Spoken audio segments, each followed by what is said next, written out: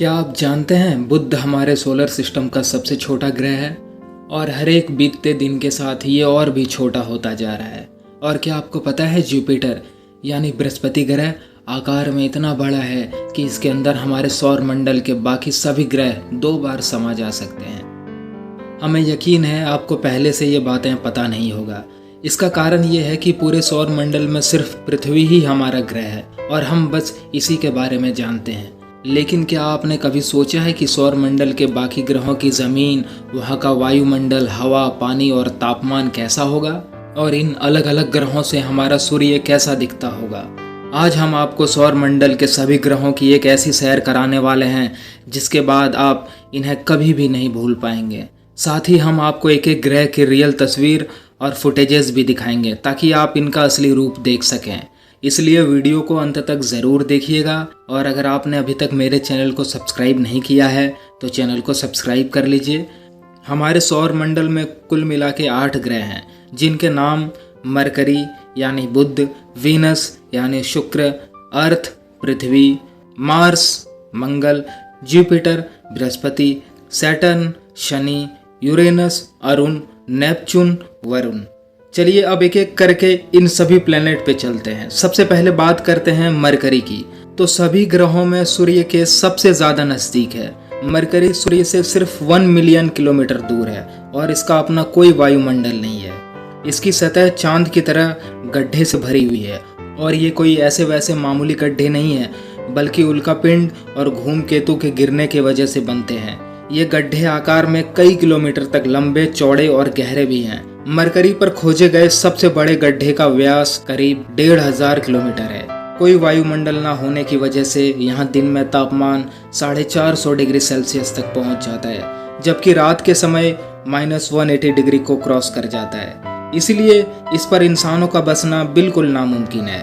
आकार में ये हमारे पृथ्वी का 40% ही है और इतना ही नहीं, हर एक बीते दिन के साथ ये और भी छोटा होता जा रहा है। वैज्ञानिक बताते हैं कि पिछले करीब 4 बिलियन सालों में ये 14 किलोमीटर तक घट चुका है और इसके घटने की वजह है रात को पड़ने वाली सर्दी।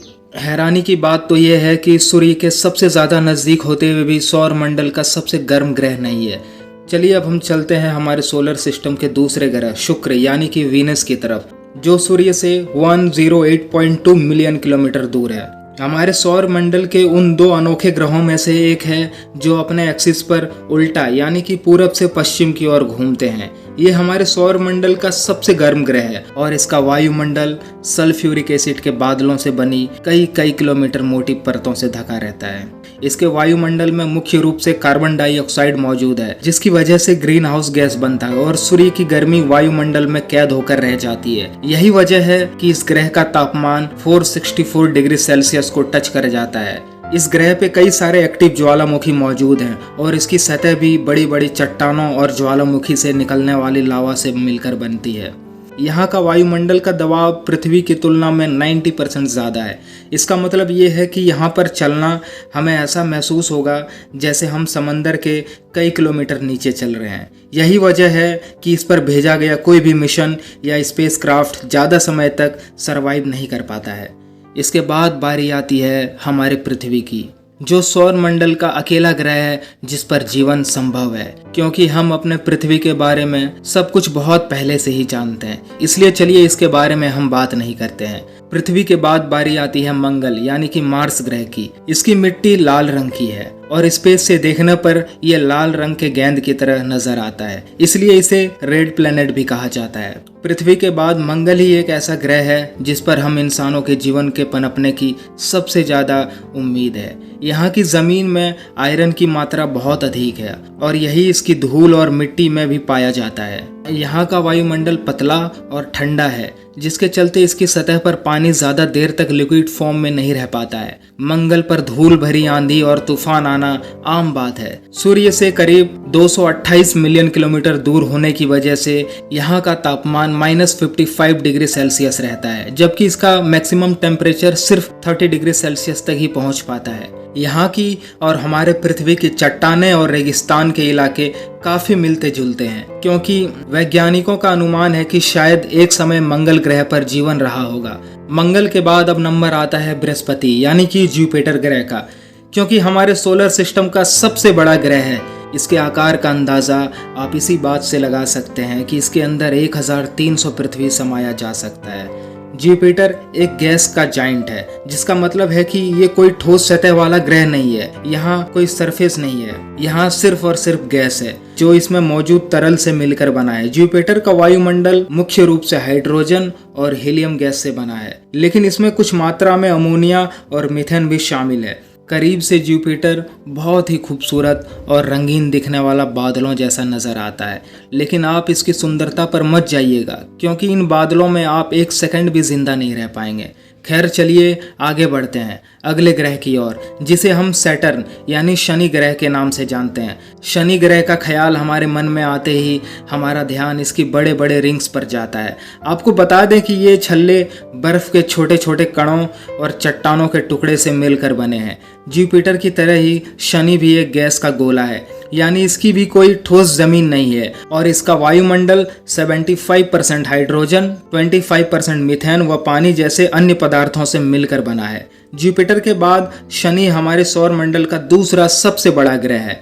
पृथ्वी से अगर इसकी तुलना की जाए तो इसका रेडियस 10 गुना ज़्यादा है। शनि के बहुत सारे चंद्रमा हैं। अब तक इसके 80 से ज़्यादा चंद्रमा गिने जा चुके हैं और वैज्ञानिकों की खोज अभी भी जारी है। कैसनी नाम के एक अंतरिक्ष यान ने शनि और उसकी चंद्रमा की खोज करने में 13 साल से ज़्यादा का समय बिताया है। यही वो मिशन है जिसने शनि और इसके छल्ले से जुड़े रहस्यों को पहली बार उजागर किया था। हमारे सौर मंडल में सैटर्न के बाद बारी आती है यूरेनस की, जिसे हम अरुण भी कहते हैं।